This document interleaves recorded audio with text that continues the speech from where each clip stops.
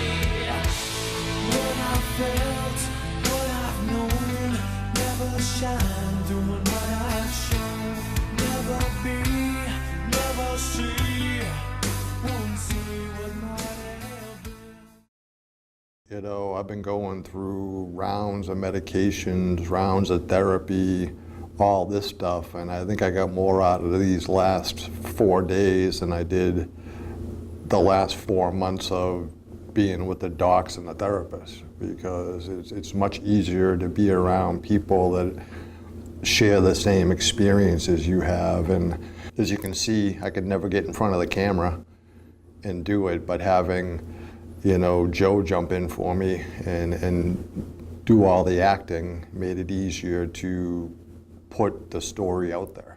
Once I watch the film, I know what it stands for. I know what each picture stands for, and it starts to bring up the emotion in me about all of the deployments that I've suffered through, the love that I have for my family and their patience, and seeing me through all of this rough deployments and the symptoms that we bring back with us from war. It makes me appreciate them all the much more. I think it's a great workshop for soldiers. I think it's a chance for them to express themselves, like I said earlier, without having to relive everything. They can take the raw emotion or the raw storyline and put it to film without having to sit for hours and talk to a doctor or a shrink or a therapist or anybody else.